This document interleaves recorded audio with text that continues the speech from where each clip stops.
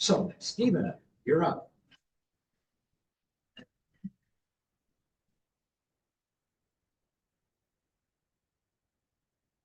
Good morning. To those of you that I've never met, my name is Steve Sandbergen, Dunedin City Commissioner, freshman this year, along with Mr. Tom Dugard. First, I want to say thank you for 2 hours to be able to speak this morning about the city. I've been asked to cut it down to 5 minutes.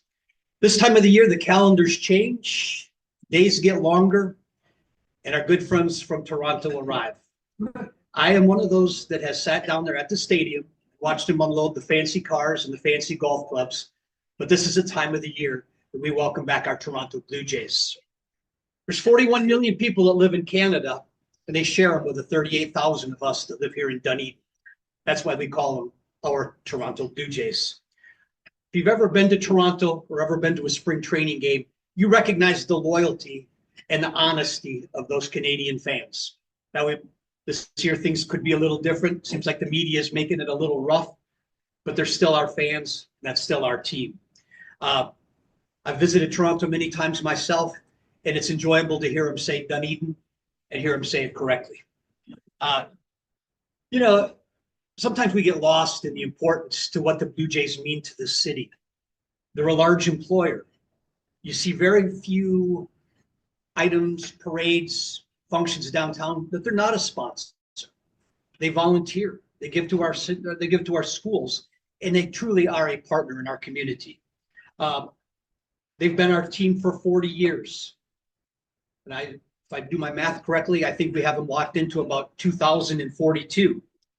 During that time, there's been a dozen Hall of Famers played out at the stadium, 2 World Series.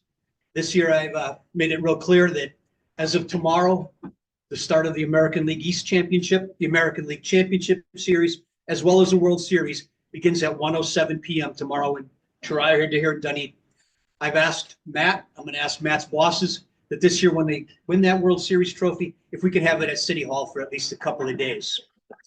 For those of you that know that, for those of you that caught that I just said the game starts at 1:07, you're a fan, you know why, because of the 2 national anthems. Long-time partnership. It's a long time here to stay.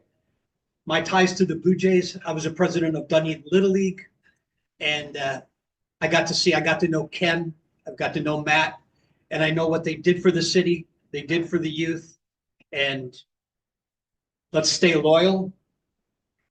Let's continue our support, and like they'll chant tomorrow at the game, let's go Blue Jays. Thank you.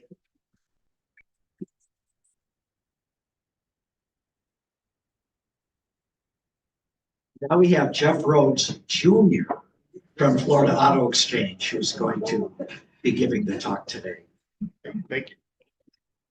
I know everybody is expecting Jeff Rhodes Sr. I'm the replica.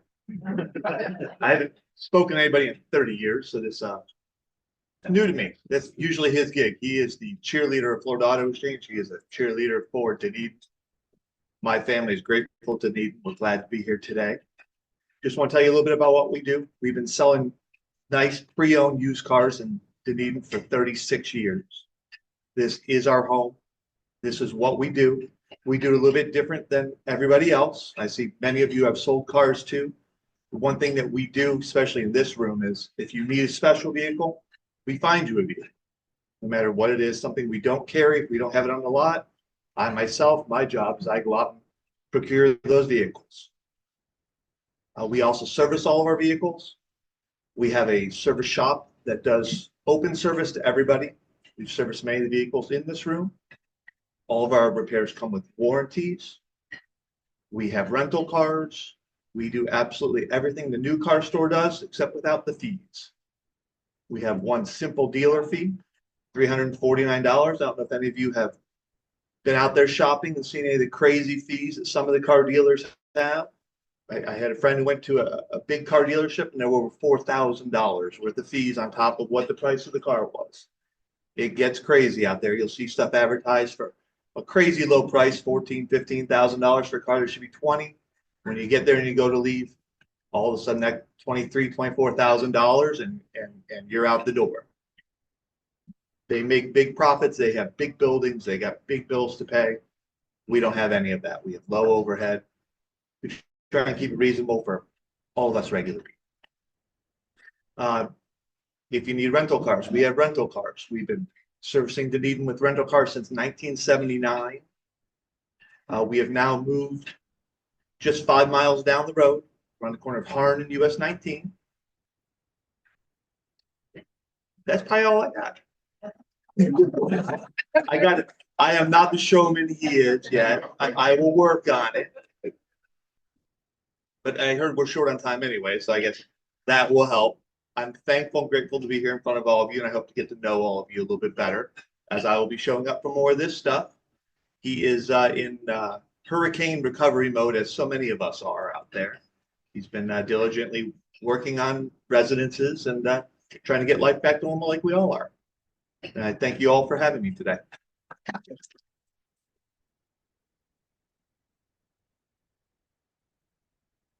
Thank you, Jeff. And now, Stephanie, are you going to be making the presentation for the garden project? Okay.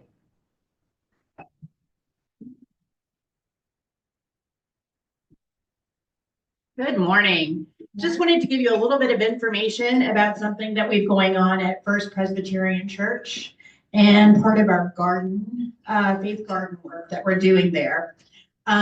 We're working on and actually have already started on building an ADA accessible walkway through our garden so that all the people throughout the community can enjoy it. We're also enhancing that patio area with brick pavers. We're expanding our compost area to offer composted soil to all of our friends and neighbors. A lot of the members of our church also bring their compostable items there, people like me that live in condos and don't have any other options for doing that. So we get quite a good supply. We're providing solar power to the greenhouse and the patio areas. We're constructing a dry creek bed to prevent erosion, and we're expanding educational outreach about our garden. I don't know how many of you have had the opportunity to go and visit our little garden, but we have neighborly breakfast once a month where you're welcome to come get some pancakes and some bacon made by Jennifer and David Bramley. So they'll help you out with a little breakfast and you can come check it out. We give weekly donations of our produce to Dunedin Cares. So we take the time to really put back into the community when we can. What we're trying to do is to put some engraved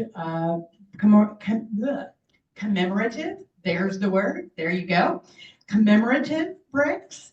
They can be memorials, they can be celebrations of milestones, whatever you'd like. We're selling them for $100 to support all of those efforts.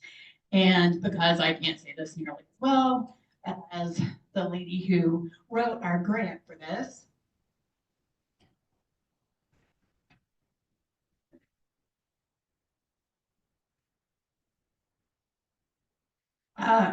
above all, we wish to make the garden a sacred place where church members and neighbors and our entire community can enjoy the beauty of God's creation, while at the same time providing food for those in our community who are hungry both in body and in soul. So we would love for you to go ahead and participate.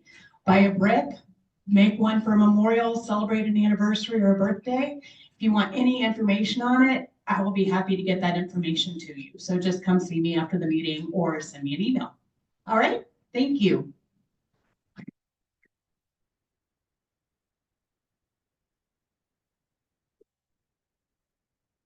Thank you, Stephanie. And now our presentation. And this is Matt Woak, who is the Assistant General Manager of the Toronto Blue Jays. And just a word before he does, if you want to see something interesting, go to the MLB website for the Toronto Blue Jays and look at the people involved, all of the subcategories and who they are. I was stunned. It's amazing. There are 200 people or whatever in all these different categories. I'm serious. I had no idea when you look at everything that's going on. And I didn't realize and I should, but they're the only ones in Canada now. And the other, I know there's a lot going on between Canada and that. Did anybody watch the game last night? Oh man, that's why I'm not feeling all that well today. It was unbelievable though, the hockey game, but Canada won in overtime. What can I say? But anyway, we're very pleased to have Matt give the presentation. So thank you very much.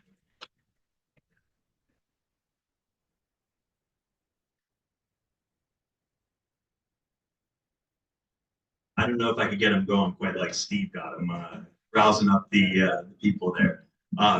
As we said, my name is Matt Woak. I'm the assistant general manager at TD Ballpark here, so I oversee all of the spring training and the operations at the ballpark, along with the Dunedin Blue Jays minor league season. And yes, while there are 200 people on that website, I can guarantee the Florida chapter, the Florida tab is very, very small. So there's a small staff running a lot of the operations down here, with a lot of help from our Toronto staff that's up in Toronto right now and stuck in the snow and stuck at the airport the last few days. I think that was just a quick story. That's the brightest spark of our COVID season when we were playing here in 2021. We were playing games down here.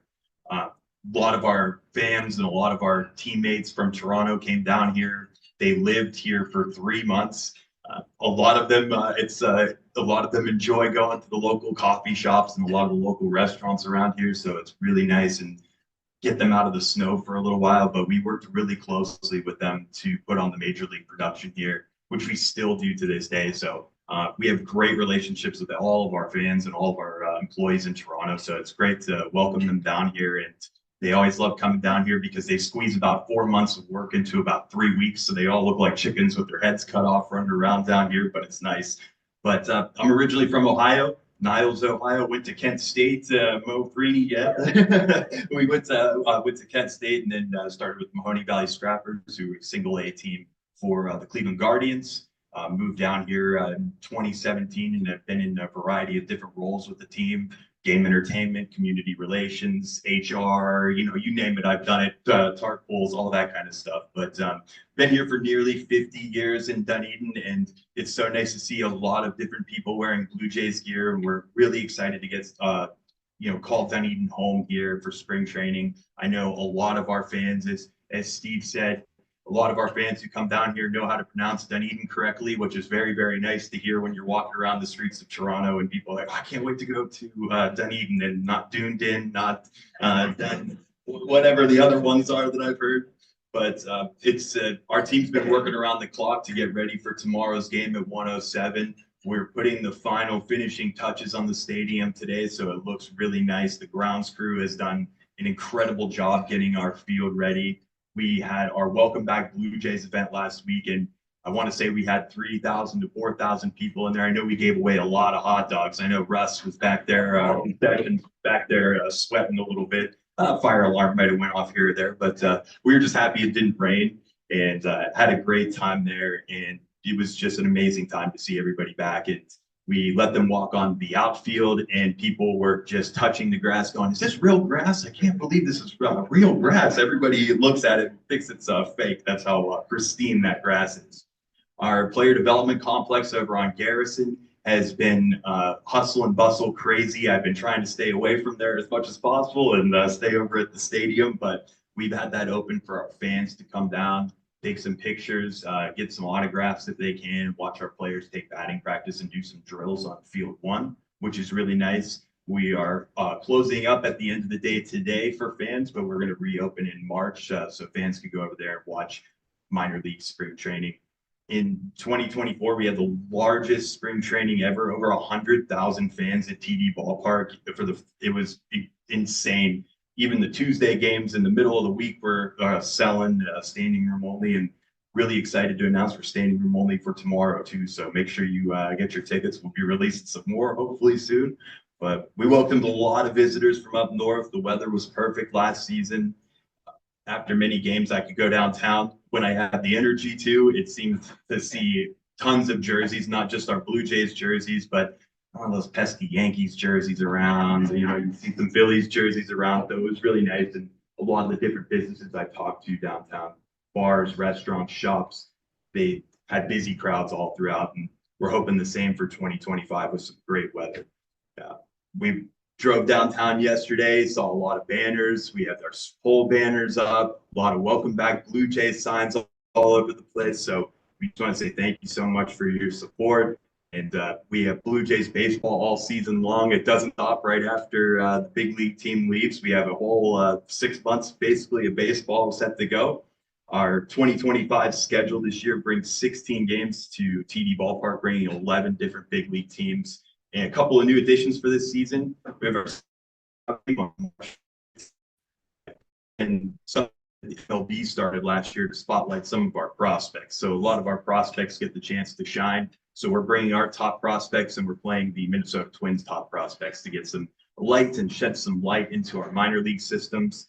And that would be very interesting. And another new experimental rule. They're always trying experimental rules. I feel like the Florida State League minor leagues guinea pigs for a lot of stuff, but they're starting some new rules here. And one of them is going to be or automatic balls and strikes. So the umpire this season is going to be able to call the call manually, which will be, like they usually do. But each team's going to be able to get 2 challenges. So the batter, the pitcher, and the catcher are allowed to challenge pitches, which is going to be very interesting. We're going to have our umpires mic'd up at TD Ballpark for the first time. I can tell you we just tested it last week and it works, knock on wood. So it'll be a new interesting thing as the game has advanced so much and the room for human error is grown much larger with guys throwing 100+ miles per hour. But we're ready to go and should be an interesting thing that we hopefully see in the minor or the major leagues here pretty soon. But yeah, we are, even with everything that's been happening, as everybody knows around the area, we are still selling tickets very well. We're standing room only. And just like I said, it's so great to see all the different businesses and everything supporting us. Our giveaway this year is going to be a straw hat. It's not going to be on opening day. So you'll see a bunch of people looking like saucers if you come to the game on March 13th. So our straw hat's going to be a huge thing that we're going to be doing. And we just unloaded, I think, 168 boxes of them. So I think my team kind of not very happy with me right now. 13 ballots. The hotel on the causeway is operational. We still have a few more things to be finished up over there, and already starting to house some minor league players and some staff over there currently who had some trouble finding some housing around here. So we're up, and it's really good to keep our players local in Dunedin. A lot of those minor leaguers can be a couple of knuckleheads, so we like to keep them at bay. And once the major league team leaves on March the 23rd, they're going to head up, and they start in March 27th. So very quick turnaround time for us. We're going to be loading up stuff pretty quickly around St. Patty's Day and heading back up to Toronto. So a lot of that stuff, and then our players stick around down here for the last week of spring. And then we start on March the 27th at the Rogers Center, the newly revamped Rogers Center. It's going to be great. We think we start off with the Seattle Mariners for the first homestand, which would be really nice. And then our Dunedin Blue Jays team starts moving in right afterwards. And our first game is on April 4th. Just launched tickets yesterday. So we saw a nice spike in attendance there over the summer. I know it's July and August going there. I think the team also doesn't like me very much when I'm like, hey guys, we got to go get the tarp on the field and then pull it off, put it back on, pull it off, put it back on. It happened about, 100 times, countless times last year. So basically the resident weatherman over there when things happen, but we're looking at a lot of, nice promotions and everything to try and draw people as much as possible to those minor league games. I know it's kind of difficult on a Sunday at noon to go and enjoy the heat, but we always have drink specials and certain things like that, just trying to keep it fun and a cheap family outing as we know things have been getting more expensive as we've been getting into these years. And during both seasons, we also house our Dunedin Falcons high school baseball team at the constantly in the playoffs, and we like to provide them when they can at TD Ballpark. We have their walk-up songs if it's clean, of course, and we like to make. I don't know half the songs that they pick, so I just give it to my staff and go, hey, can you find these? But we put their headshots up on the board. We try and do as much and put on a big league promotion as much as possible for our Dunedin High School Falcons, and that even extends down into our little leagues. We've been trying to get out and do a lot more with our little leagues, whether that's just Dunedin. We've also been trying to branch out Palm Harbor and different places to help their little leagues after a crazy and eventful off season for everybody. So we've been doing our best there, and happy to partner with all those little leagues again, especially our Dunedin Little League, who we see quite a bit of those little leaguers out there at the ballpark consistently. So once you go down to Dunedin High School fields, or Dunedin Little League fields, you'll see a lot of different banners that we're putting up over there. So our community team has been hard and getting out there hard and making sure we have providing some value and providing some partnerships to the Dunedin Little League. And those are our future Dunedin Blue Jays. Those are our future Toronto Blue Jays. So it's going to be very interesting and great year. We're excited to get baseball back and ready to go. It's always a hurry up and wait kind of thing for us. We sit and wait and get stuff done. And I'll be happy tomorrow at 1:07 when the first pitch is thrown and we're into the game. So it's always the most stressful part is the lead up. So we've been working countless hours to get everything ready to go over there at the ballpark, and we're really excited.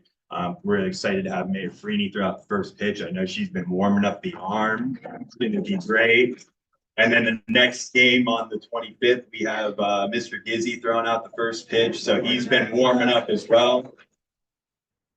He's very excited, and we're really excited to we're very excited to honor both of you guys, and we really can't wait to have our opening day ceremonies. Are always really, really nice. And I'll do my best to, once we get that World Series championship, to bring it over personally and a team at City Hall. We're really excited about it. Want to see you all out at the ballpark this year. And if I don't know you, come on up and say hello. I know many of your faces and everything. I don't have a whole lot more. So if you guys have any questions, I'll open it up to the group for some questions about anything. Yeah. Technical question. The president or CEO is Mr. Rogers of Toronto Blue Jays. Yeah, so Edward owns Rogers Yeah. Communications. I was Rogers gonna Communications owns Okay, the Blue Jays. So he's technically the CEO. Mark's the president. Mark Shapiro is our president of Blue Jays, and then Ross Atkins is right underneath him. He's our general manager. Okay, and just very briefly, how widespread, what does Rogers, the company, do? They do everything. So Rogers does a little bit of everything. They offer TV, communications companies. So they do a bunch of different things, from cell phones, TV, phones, internet. They provide all of that. Basically like an AT&T in Canada. Throughout all of Canada. Throughout all of Canada. Wow. Yeah, there's only, I think, 2 or 3 direct competitors to Rogers in Canada. Yep. Is there any thought of another Canadian city getting a baseball team, or is that forever? Is Toronto only going to be it forever? It's been talked about with Montreal. I know Montreal had a team for a very long time, and then some stuff happened up there. I don't want to speculate or read everything into it, but I know that there were some things that happened there a long time ago in mid 2000s, which forced them to move to Washington. But yeah, there has been talks about Montreal being an expansion city at some point. So especially with all the stuff that with the Rays going back and forth, there was that thing with the Rays where they were going to go back and forth for a little bit. But yeah, it's been Montreal has been the other city that's destined to get a team at some point. And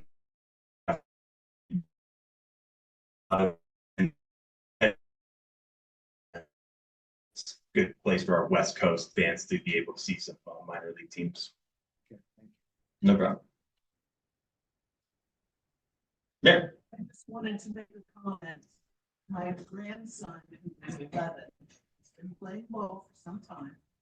And he was very excited last year when I said, come down and visit me, and I will take you to an international ball.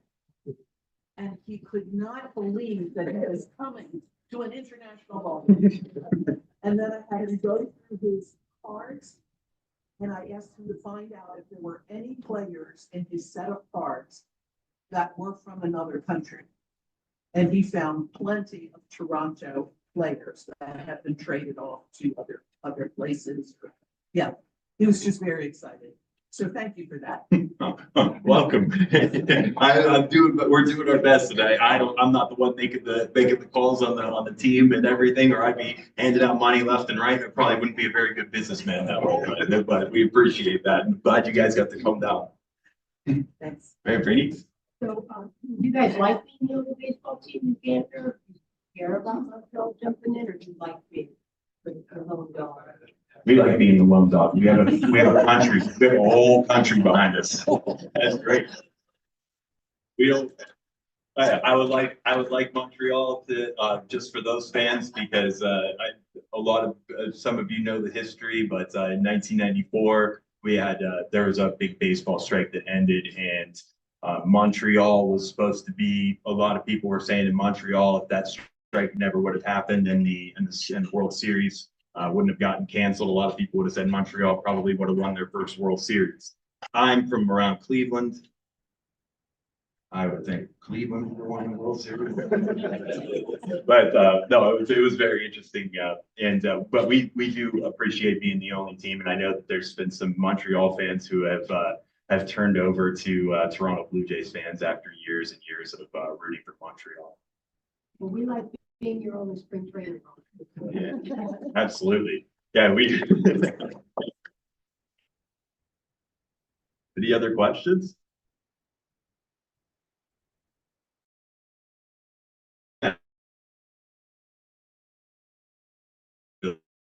Yeah.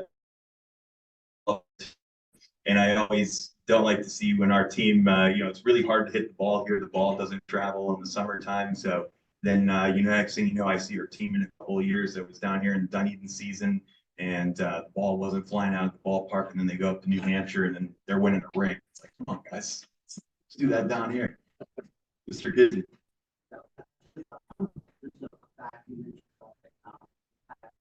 Well, every year we're required by the state to give the information, because we got state money that was put into the ballpark, $20 million came from the state for the construction of the play development site and the stadium. Over $200 million every year comes into our economy because of free trade. It's a big number.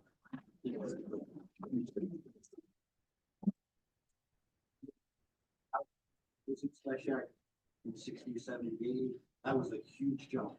So the economic impact also jumped.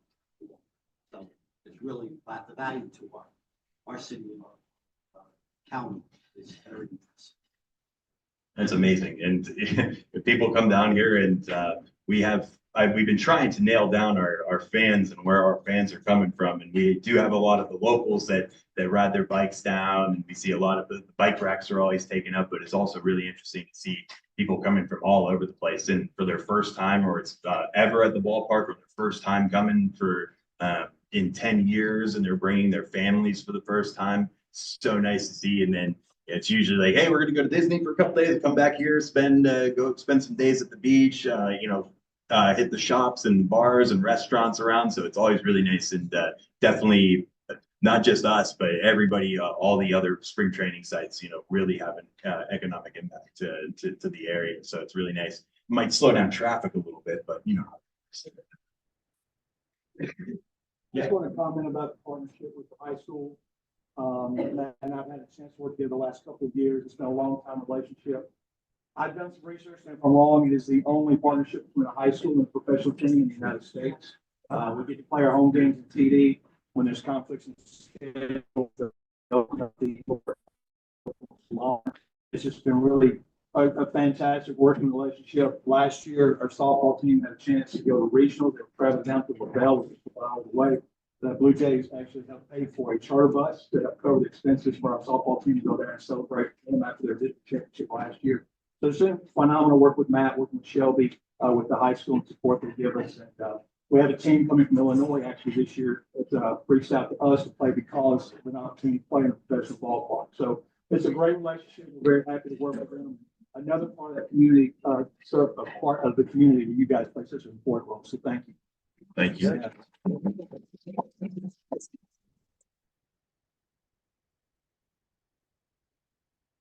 Our son was designated there for Dunedin High School, and he got to play. his senior year game. It's a big deal on the TV field, actually. Which was sort of auto exchange back then. Thank you. But also I wanted to comment from the Dunedin Parish perspective. So many of you do not know that Matt followed me around this year in a car along with and they picked up about 1,200 pounds of food with me from various schools in Dunedin for our holiday food drive. So we did a little caravan, and he's hugely committed to this community and helps Dunedin Parish many times a year. So.